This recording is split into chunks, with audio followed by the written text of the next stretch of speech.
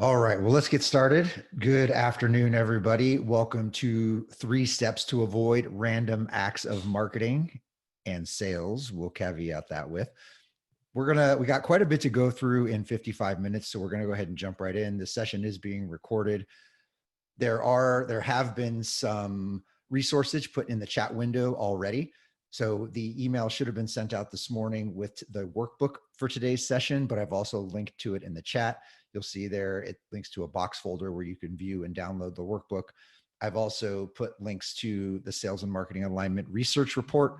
This is research that was commissioned by my organization late last year. There's a gated and an ungated version, so you can see links there in the chat window as well. We will be referencing both throughout the session today. As we jump right in, just a quick background on who your hosts are. My name is Josh Wagner. I work for the organization you see here on the screen, LeadMD. We are a marketing performance consultancy focused on breaking down the silos between go-to-market teams to ensure that outcomes being produced match the business objectives of the organization. And oftentimes that comes in the form of helping to align marketing and sales teams. I'm joined today by my partner in crime, Kayleen Duffy, who is with Seismic, and she will give a quick rundown on Seismic and who they are. Awesome. Thanks so much, and excited to meet with you all today. So Seismic is the leading sales and marketing enablement software in the market. Our whole focus as a platform is to align marketing and sales, right? Breaking down those silos. We've been in business for 11 years, over 700 customers, 12 locations globally. And again, our whole goal as a platform is to align your go-to-market teams. Yeah, it's a perfect marriage between consulting and software when you think about enablement as a whole being that stitch and that glue that brings together marketing and sales. Super excited for the partnership and to run through this with you. As we get started, we're going to take a quick step back and look at the state of B2B marketing and sales and hit you with some statistics. So as we kick off, we look that 90%, now that's the vast majority of all B2B buyers, are moving backwards and forwards throughout the buyer journey and looping back to different stages in what we would call our funnel more than once. So this is something that marketing teams and sellers should be thinking about. Taking that a step further, we hear that most B2B buyers are actually more than halfway through the buying process before they meet with a sales rep. So that's an interesting stat when you think about the fact that marketing today is responsible for more than half of the buyers in B2B, but marketing is left in the dark when it comes to sales taking over the rest of that buyer journey. What's interesting about that stat is that the leading reason B2B buyers have limited engagement with B2B vendors is because marketers are sending them too much irrelevant content. What's taking that even a step further, 78% of executive buyers claim that sellers do not share relevant content. All this is to say that there's a disconnect happening in the marketplace. The buyers are expecting more from us as salespeople, as marketers. They're expecting a cohesive experience. And the output of what we're seeing is equally as alarming. Marketing leads aren't converting to revenue. We're investing more and more technology over time. We think about technologies like Seismic. We want to make sure that those technologies have an ROI. The more and more we invest in those things and the more we do random things, the less impact they're going to have. And we also want to ensure that at the business level, our leadership is able to point to a measurable business result. And that's not happening right now at the vast majority of the level. All of this leads to what we call random acts of marketing, random acts of sales, and the holistic view, random acts of sales and marketing. So what is it that we should be doing to solve this problem? And that's what we're here to really talk about today. What we really need to focus on is joining forces. We need to align ourselves with one another. We need to create those relationships that help build the foundation for good alignment. So if I could ask for a little bit of participation, whether it's through a hand raise, a chime in audio, a digital hand raise, whatever it may be, how many of you have heard that salespeople are lazy? Chip Hart raised his hand. Okay. As a salesperson, that's great that you've heard that. How many of people have heard that the leads that marketing send us suck? All right, I see a thumbs up there. All right, another hand raise. Awesome. How about sales doesn't use the content we create for them? Have you ever heard that one? Okay, a couple thumbs up and hand raises. Excellent. All right. Well, at the end of the day, marketing people, salespeople are people, and people have relationships. Relationships, just like in their personal lives and our business lives, we also have relationships. And all those relationships are built on one fundamental thing. Can I get a quick chime in? Take yourself off mute. What is that one thing that all relationships are built on? Trust. There it is. The man, FTZ, bringing the heat. Absolutely, trust, right? All relationships are built on trust. So just like we build a relationship with our partner, our significant other, and we have to build that foundation of trust, we have to do that in our business lives as well. And sales and marketing is no different. We really need to look at what those foundational elements are that we can build trust upon. And that's where the core focus of today's session comes into, which is the 3 steps to avoid random acts of marketing, random acts of sales. And those are helping to create a common language between the 2 groups so that you're saying the same thing and you're understanding the same things, creating joint objectives and KPIs so we're all focusing on the same outcomes, and creating a playbook. And that one is kind of interesting. We're going to jump into kind of a down and dirty version of that because playbooks can mean a lot of different things to a lot of different people, but we want this to be as actionable as possible for you. As we move forward, we're going to have a format for this session. Within each of those topics, we're going to dive into the core concepts at a very high level. From there, we're going to jump right into an activity where we can all work together using the workbook to start to flesh out some of these things as a group. And then we're going to dive into fun facts from the SMAR. You may be asking yourself, what the hell is the SMAR? I'll get into that in just a second. And then one key takeaway in the form of a pro tip that you can use that is that one actionable takeaway that if you forget everything else I say today, which is highly likely, you could take away that one thing from that session. So quickly jumping into what is the SMAR. I referenced it at the top of the call and it's in the chat. Last year, my firm LeadMD commissioned some research on sales and marketing alignment. And often we hear about it, but we don't know what it means. We don't have a definition for, okay, great. Our sales and marketing alignment is good because we say it's good, but does that have any sort of tangible business impact? And as we researched through survey and through focus group, we collected a lot of data from sales and marketing leaders, and we created our own magic quadrant, so to speak, which is the Sales and Marketing Alignment Index, which you see on the screen here. And we were able to align on 2 core vectors that align sales and marketing alignment to business outcomes. The one is pipeline growth, and the second is year-over-year revenue growth. So this gives us 2 things that help us focus not only on the acquisition of new customers, but also the intentional focus on existing customers and building that cross-sell and upsell motion that we all look for when we're looking at sales and marketing. So as you can see here, just like any other magic quadrant, you have that movement to the upper right, which is the leaders, your misaligned, laggards, and opportunistic, it's just smattered across the index. We'll go back and forth and look at some insights from that research as we go through this segment. Step 1, we talked about creating a common language. So what are the core concepts for creating a common language? The first is to understand each other's roles. Now, as simple as that may be, how often do you take a step back when you make that comment, sales is lazy or marketing's leads suck, to really think about what they do day in and day out? Probably not very much. We're all busy people. We all have things going on, but we do need to take a minute to step back and understand who these people are, what they do, what their roles are, and what they're responsible for. Once we do that, we want to take a look through the lens of our buyers. And that's one of the things that came out of the research that we did, that a focus on the customer is absolutely paramount. And a customer-centric focus will help align our roles to a common goal.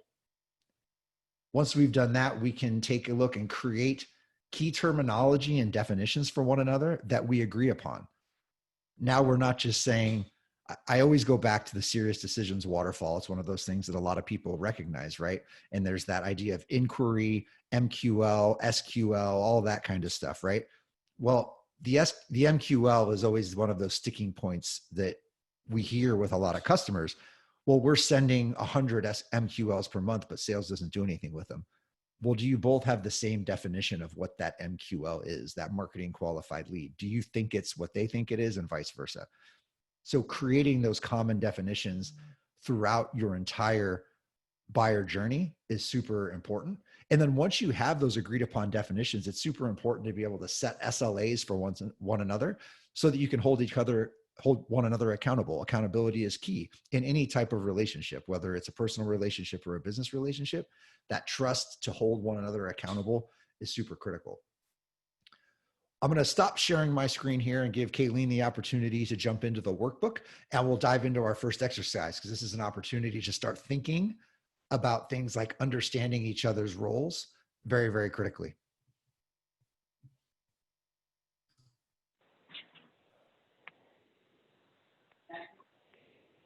Can everyone see my screen? I've got it. Okay, great. So we really want you guys to lean in here, right? So I will give you about a minute. Again, the concept is around creating a common language. So when you think about salespeople, what characteristics come to mind? We'll pause. I'll give you about a minute or two, let you think about it, and then I'd love for someone to share a characteristic.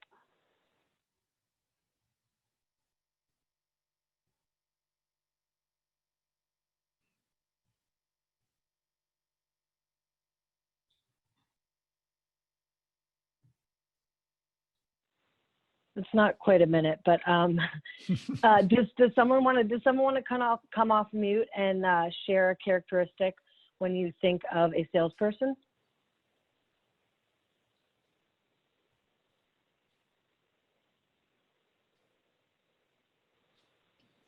Don't be shy. Hi, my name is Susan. This is not necessarily an adjective, but I just think that all they care about is money. Okay. It's a great Excellent. one. Anything else?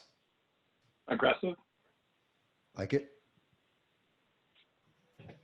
I'd say salespeople are also pretty passionate about, their role in driving business. Yeah, I would agree with that. Awesome. Now let's kind of take a look at the other side. What characteristics, and I'll give you about 30 seconds, what characteristics come to mind when you think about folks in marketing?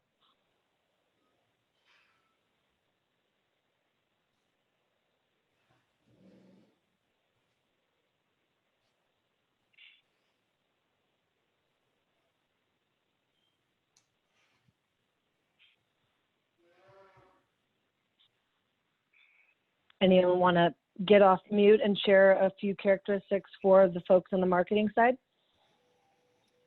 We've got I just saw someone put in creative Yep, in the exactly. chat, and I totally agree with that.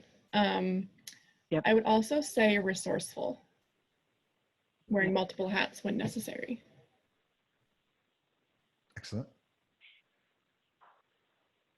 We had 3 on sales. Let's get one more here.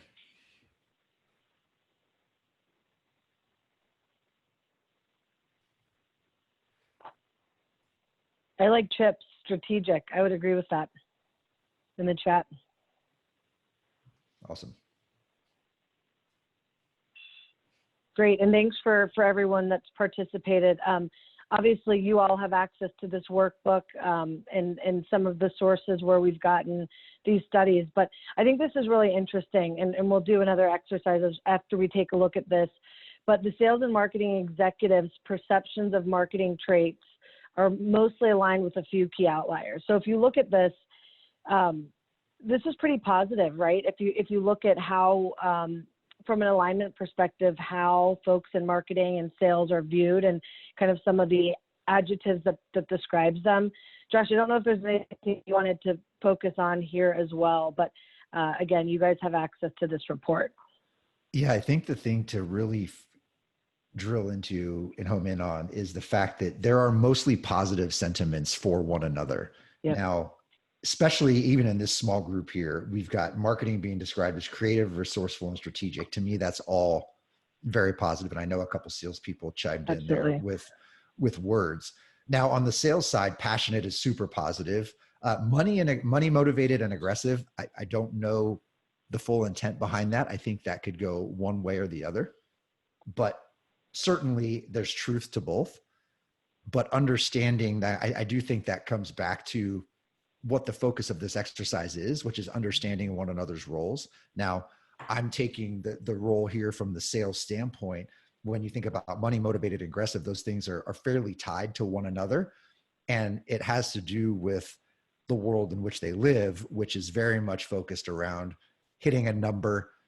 You know, if you don't hit that number, your life might be over. You eat what you kill, that type of thing. So again, when I think about these adjectives that are used to describe people, it very much has to focus in on their roles and responsibilities in the day to day. The one that I thought was most interesting on the marketing side of the house. Now, I work with 50 marketers, right? That's the role I work in. So resourceful is so true. Yep. Because marketing wears so many different hats. And, you know, in my view, executives especially don't fully understand marketing. So as a salesperson, you need to be able to jump in on the other side and look at their roles, their day to day, how many different hats they're wearing and what they're jumping into. So just going through that exercise of even sending this out as anonymous survey on your side. And actually we have a survey that you can use that we can send out a link to at the end here, which gets you to get people thinking internally of what some of those perceptions are, and then having discussion about them. We'll start to flesh those things out a little bit. And then if we look, Kayleen, we'll jump back here. If you could stop your screen share, we'll take this a step further. So if we go back to some of the fun facts from the Sales and Marketing Alignment Research Report, if you look here in the orange, and this is a little bit different view from what you saw in the workbook, the orange represents positive terms and the green represents negative terms, right? Overwhelmingly, marketing attributes and sales attributes of one another are positive. And I always think of, I put this in the lens of a lot of people in sales as an example were athletes at some point in their life. Now, when you're an athlete and you go out and you do something and you screw up, you know it. When you go back to the bench and your coach reams you, you're like, dude, come on. I know it. Like, you know, you have that feeling, you have that drive that you know you need to correct something, you know you screwed up and you know you need to fix it. So a lot of that personality comes through in salespeople when they've done something and they know they've screwed up. But I also think they do have that feedback mechanism built in. So for marketers, bridging that gap and kind of understanding where that mindset comes from. I heard aggressive, I heard money motivated. Those are all built into that personality. Being able to tap into that is a super powerful exercise to bring yourselves closer together. And as you can see here, both sides seem to have overwhelmingly positive attributes of one another. So let's take advantage of that and let's really open up the lines of communication. The one key takeaway or the one cheat, the one pro tip that I would say that works really well to start going down this path is what I call the Ridealong. And the Ridealong is a super simple day in the life exercise. I know field sales isn't happening right now. Nobody's flying, no one's going out.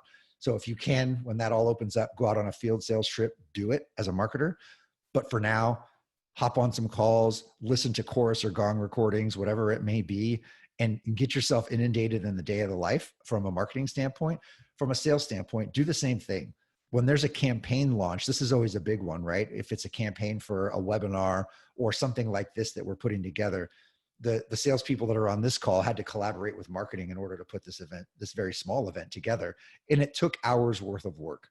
So just jumping into one another's shoes to understand what goes into it will really help to set that stage for creating a common language, because it does tie directly back into those core concepts that we talked about at the top of the session. Any other anecdotes or stories that anybody has from the real world of dealing with something like this, doing a ride along, doing a pro tip, animosity between groups, that anyone would like to hop off mute and share before we move on to the step 2?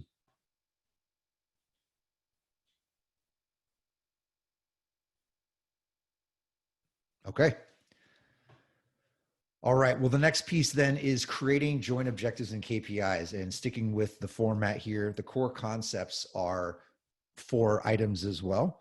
And the first one is really focused on what you're measuring. And oftentimes we look at things that we consider vanity metrics like email opens and clicks as engagement that matters, really coming into focus on, again, back to the customer. And this is something that came very heavily front and center in our research. What are the things that matter to the customer that can help us drive meaningful outcomes, which is the third piece here. So if we really take that customer-centric view and what they care about and what we're doing to impact the things that they care about, we can look at engagement and intent as different levels of metrics that are more outcome driven, right? We obviously talked about from the SMAR. At the very highest level, we want to be creating pipeline, and we want to be looking at year-over-year revenue growth. So what are the objectives and KPIs that we can put in place as a team that are driving to those core business outcomes, right? Those are the business level objectives that we're driving towards. So how can we do customer-centric things as sellers, as marketers, to really create outcomes for our customers that help us understand intent better, help us measure that intent better, and how we're engaging with those folks in a more meaningful way. And when I think about our partnership, and even in this webinar with Seismic, that whole idea of creating a buyer journey and a content story that moves throughout the entire funnel end to end is super critical. And the fourth piece of this that is always important is the ability to test and iterate. Not everything's going to work perfectly the first time. We need to be open-minded enough to come back to the table, create that feedback loop with one another to say what worked, what didn't, how can we do it better the next time? Because if we just point fingers and play the blame game, which often happens when that common language hasn't been established on the front end, this is that next step, right? We have that ability to test, iterate, and make changes. So let's hop out here into the next activity.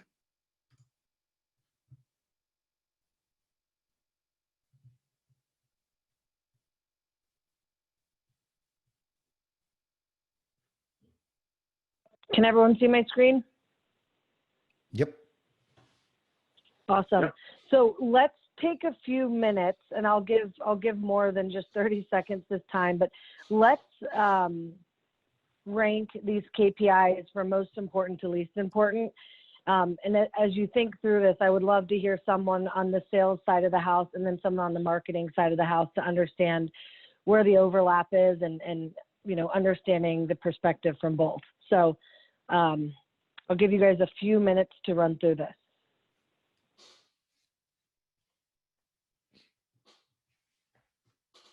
We need some really cheesy hold music, Kayleen. I know, right? Next time. Yeah. Or someone can sing. We'll test and iterate, and next time it'll be cheesy hold music. Yes, look at that. Yep.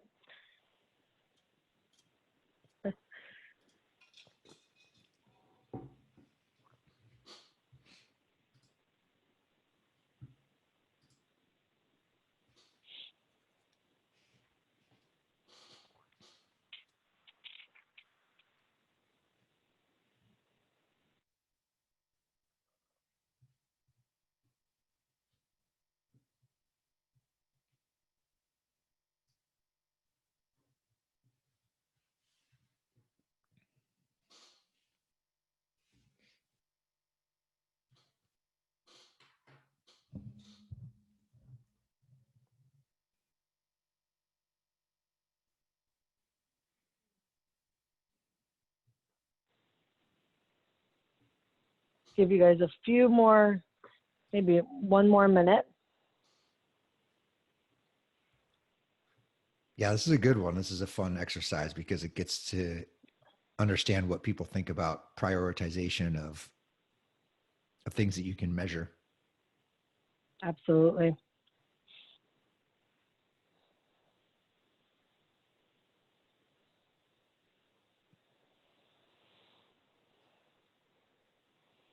All right, so does someone want to get off mute and share how you've ranked these KPIs? And if you don't mind, before doing that, let the group know if you were consider yourself to be a seller or a marketer? I'm happy to start, Kayleen. This is Chip. I am most certainly a seller. Things like new customer logo, new revenues or customer bookings, upsell, profit margin, number of sales generated leads, attainment of quota.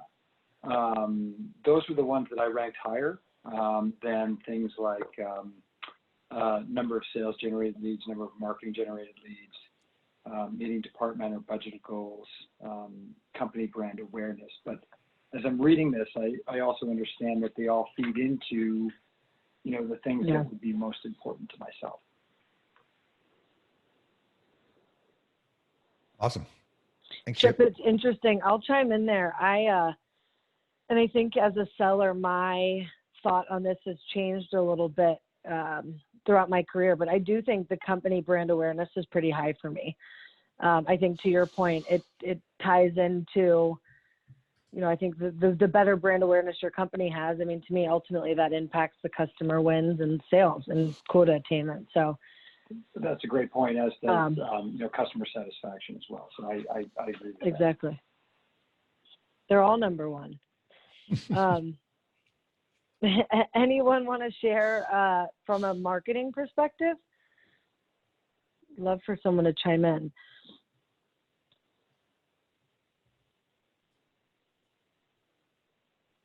No one? From the marketing side,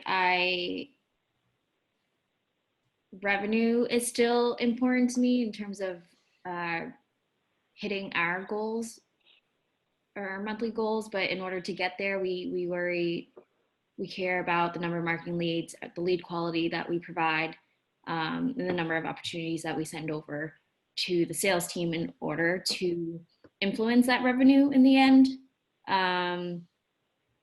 And also, like you have said, company and brand awareness is also important on our end in terms of how we're communicating to our customers and our brand voice.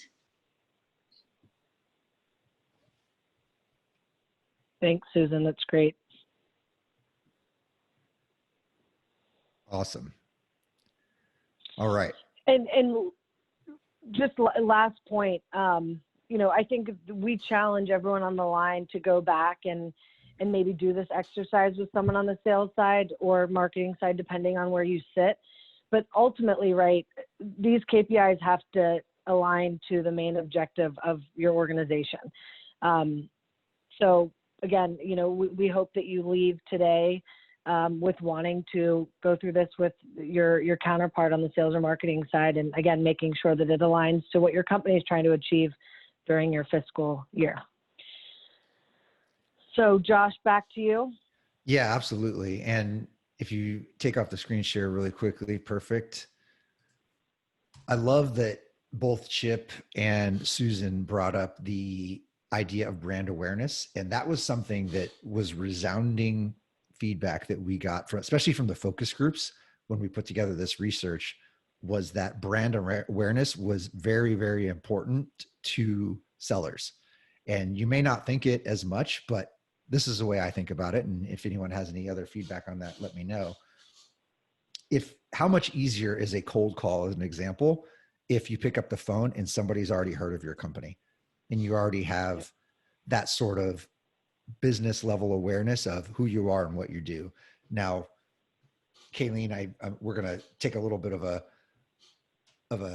blast from the past here, but you used to be a seller for a company called Marketo, right? Mm-hmm. They're a marketing machine. Yes. How often did you ever go into a conversation and someone didn't know who Marketo was? It's a great point. I think maybe like in my 3-ish years there, I don't think once, maybe once, if in hundreds of conversations. Yep. Yeah. So the point here is thinking about your customer is first and foremost. And you can see the data here. The leaders in the quadrant showed that upsell and opportunity values as a KPI is super important. But the other one here is the rating of brand awareness is very important. As a seller, oftentimes, and as a marketer as well, your role is education. you're educating the marketplace about the problems that you're solving. You're educating about the potential solutions, and you're bringing them up to speed. If you're selling some sort of solution that's disruptive and it's new in market, that becomes even a bigger battle. And where you see companies that are taking the lead in marketing as a lever to pull to bring that awareness forward, to bring that education forward, to bring all of those different things forward, there's inherent value in that because it brings that customer to you. It brings them with a certain level of education and a baseline that you then don't have to go down as a seller. The longest sales cycles, and I know all the sellers on the line here, are when you have to educate from the ground up. You plant that seed sounds good, but you know that cycle is going to be 18 months, 24 months because of the education cycle that it's going to take, not just with that one individual, but throughout the entire organization. And marketing can have a huge impact on that. Before going back to the stats that we looked to at the beginning of this entire thing, 50% of the way through the buyer journey by the time they talk to sales, moving forward and backward in that buyer journey, the sharing of relevant content, this is where it really comes into the crux of, okay, if we focus on the right objectives and KPIs together, and those objectives and KPIs are focused on the customer, we can have a huge impact.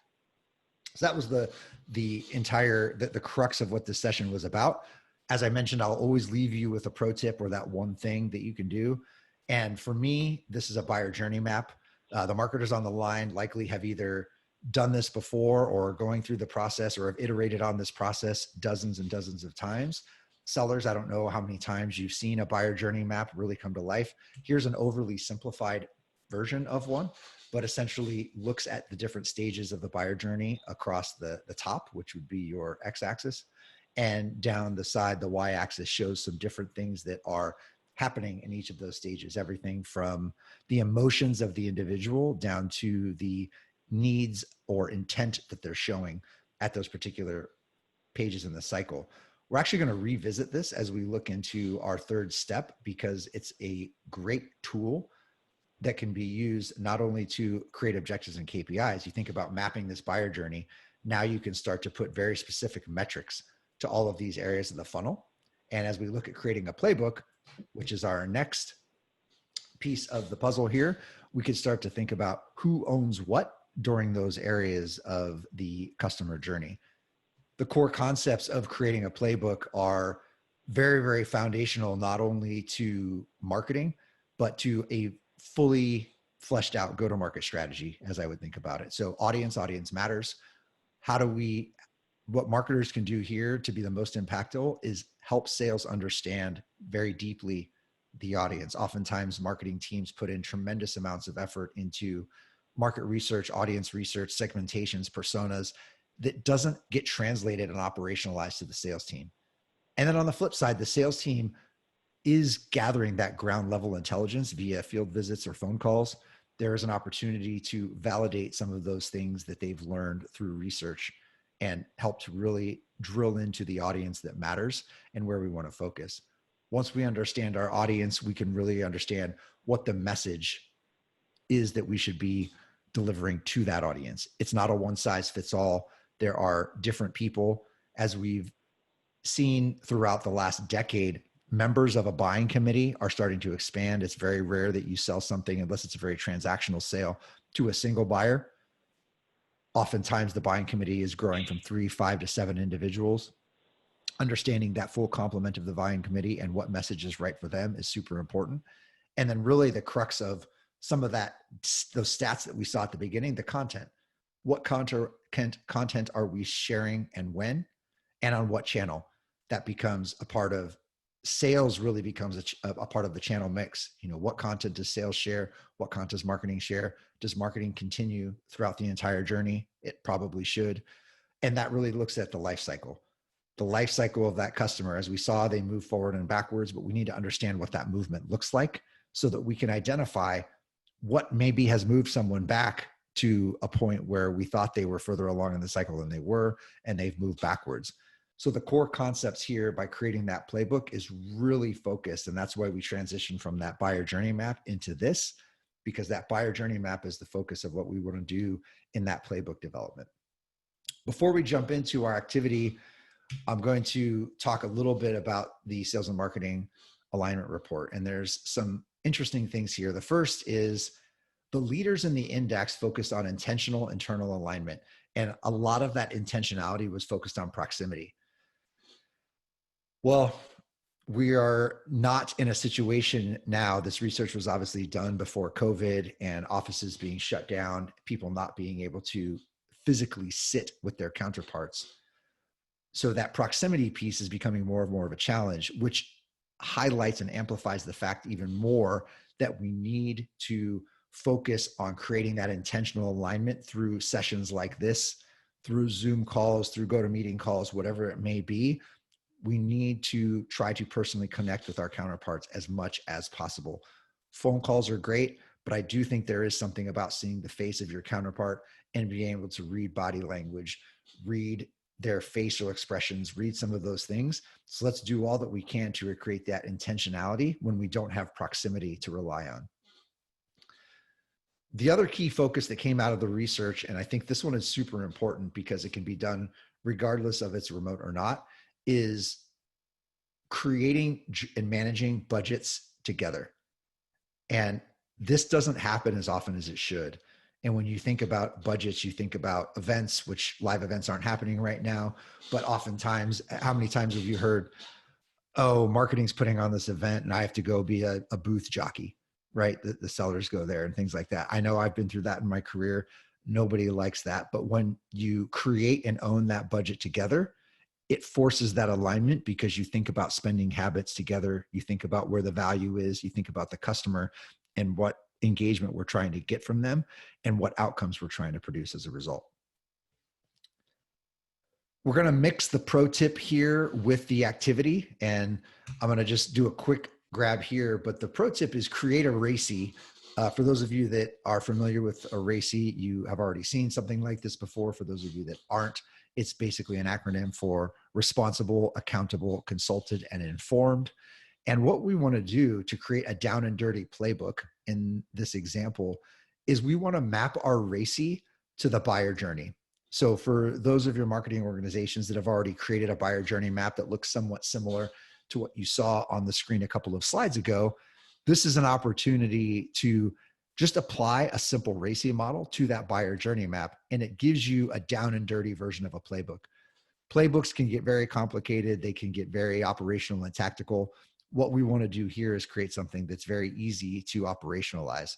So I'm going to hop out here and let Kayleen show you the example of the very, very simple racy model that is put into the workbook.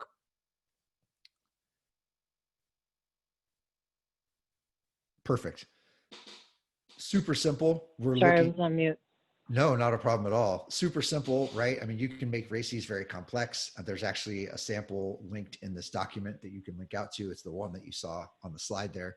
And this is an opportunity to really just sit down with your counterparts, think about those 4 key roles: accountability, responsibility, consulted, informed, and map those against the buyer journey and start to just put responsibilities there so that everyone then has that clear definition of, okay, we've got a buyer who's in this stage of the journey. They've demonstrated this. Who's responsible for what at this point? And it's a super down and dirty way to create one of those marketing and sales playbooks that you can take action on together. Kayleen, did you have anything else you wanted to add on this piece here? I mean, I would love to chime in as a seller, right? I think, and Josh, would love for your comments on this too. I think a lot of times, and just at other companies I've worked at, you know, these playbooks are executed and created by marketing with no sales input. I mean, to me, and obviously this is our third topic for a reason, but this is something that I feel as a seller is so important to do together, right? And I don't know if anyone on the line wants to chime in and share their thoughts, but I just think historically playbooks have been done in silos. And to me, this is such a cool activity to do, join together as sales and marketing counterparts. But yeah, that's my 2 cents there.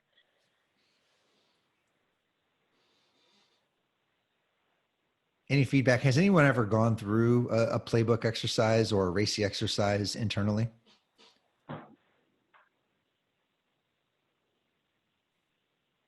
No?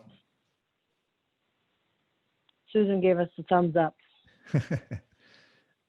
Jeff, I know you've been Susan, around not to. Go ahead. Sorry, I was just going to call Susan out. Did you do that? It sounds like you're on the marketing side. Did you do that in conjunction with your folks on the sales side? I must have misheard, but I've done a lot of races within my own team, Okay. across all of our levels, but not necessarily sales specific. Sorry. Okay. Yeah, it's great. Just having the background and doing that will give you a leadership like voice with the, most sellers probably haven't gone through that exercise. So it's a good way to bring something innovative to the table that can help bring everyone together for sure. Quiggle, I was going to call you out. I know you've been around the block a few times. That's nice speak for your old. I'm not sure how to respond to that. What kind of races have you been a part of in your career? Well, so, as a consultant, which is my background, I've always done races for my clients, not necessarily for my organization. So it's kind of a different perspective. Yeah, absolutely. And that's where it comes out of, right? We're a consulting company and a lot of that comes out of that, but we found applying that with our clients to their day-to-day marketing and sales processes actually had a huge impact. And that's where this tip came from specifically. Yeah.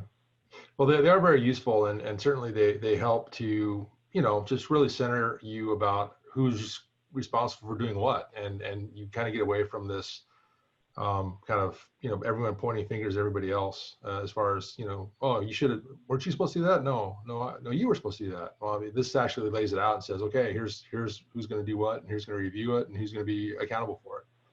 Yeah, I love it. And that's why it is the third step here in our journey. We're trying to build on the foundation of one another. So if you scroll down a little bit there, Kayleen, you can see in this workbook, which you all should have either linked in the chat or it was sent via email prior to the session. There are resources in each section. Here's a campaign planning and racy example that you can use and you can link to from our site as well. So I'll pop back here and we'll start getting through to the wrap up in our last 13 minutes, which seems like we're doing pretty well on time. All right, so just a quick recap, the 3 steps to avoid random acts of marketing. 1 is creating a common language. 2, create joint objectives and KPIs. And the 3rd is creating that playbook or racy that we can use to bring people together. What we want to do here before we wrap things up is bring this into the real world.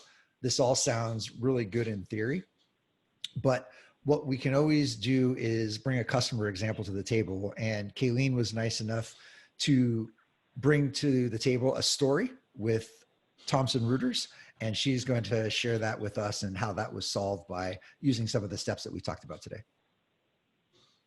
Absolutely. Thanks so much, Josh. So this is a Seismic case study. And I do think that this story embodies the importance of what we've talked about today, right? Just truly alignment across the board. I'm not going to read this to you, so we'll talk about it at a high level. But basically, Thomson Reuters was very siloed from a go-to-market strategy, right? They had disparate systems. They operated in extreme silos, very, very little visibility across the board around what sales was doing versus what marketing was doing. And the ultimate impact it had to the business was their lack of ability to compete, right? And you think about that industry, it's super competitive. So they had decided to evaluate Seismic. And again, guys, we are the leader in the sales and marketing enablement space. Ultimately we act as a CMS to house your content, but give visibility across the 2 teams. So they brought Seismic in, 1, to break down the silos from a systems perspective. So I think everyone on the line can understand, obviously there's process that goes into place, but technology can add a huge impact. But basically, by bringing sales and marketing together in the Seismic platform, they were ultimately able to dismiss the silos, but ultimately better compete in the market. And, we think about the KPIs and what's really important. We didn't talk about the competitive piece, right? How can you win more deals by beating your competition? So again, by aligning both sales and marketing in the Seismic platform, they were able to do that. Happy to take any questions as it relates to this client, but I hope at a high level, you guys can understand again, the importance of bringing those two together in the real world. What I love about this is, so I can take this from a slightly different perspective, which is the implementation side of it, right? We've all purchased software within our organizations, and the purchase of the software itself doesn't always mean that it's going to be successful. And the reason that this was successful is because through that implementation, it takes the things that we've talked about, the 3 steps. Like, sales and marketing has to understand what they're getting into. They have to create a common language around Seismic specifically in order for that rollout to be successful. What does success look like? That is very much mapping your content to the buyer journey and understand what's working and what's not. Those are very hard, fast KPIs and objectives that are now measured within a system that were agreed upon going into that implementation. And then the third is responsibility and accountability through a playbook. This is software being the facilitation of that playbook, right? Oftentimes you get the playbook and the playbook is great, but it's on a slide deck or it's on a document. How do you operationalize that systematically to work into your daily lives? That's something that Seismic allows you to do. Now that playbook is implemented within Seismic, it's operationalized. It's a part of your day-to-day process, whether it's iframe in your CRM or it's the login to the platform on a one-off basis. That's where you can really bring that connectivity to sales and marketing through an enablement tool like this. So again, another quick recap of these 3 core steps: creating a common language. The one takeaway that you can do today, not tomorrow, is do a ride-along, a virtual ride-along in this case. Get in the shoes of your counterparts, understand what their day-to-day looks like, and really be a part of the solution. The second is mapping the buyer journey. There's a very good chance your marketing team has a buyer journey map. If you're in sales, ask them for it. Ask them to see it. If you haven't seen it before, it's going to be very enlightening for you. Marketing, if you don't have one, I know a company that can help you build one. Hint, hint. The third, create a playbook. And this is really, I like the idea of creating that racy. It brings a lot of tangibility to Jeff's point around who is owning what, and that gets rid of all the finger pointing. It's very clear, and mapping that to your buyer journey is a super down and dirty way to create your playbook. Should you be so inclined, you can operationalize that playbook in a system called Seismic. All right, there's 8 minutes left, and there are a few of you left on the phone here. Anything that you're curious about, any questions, anything we missed, anything that we said that sounded stupid, I want to hear about it.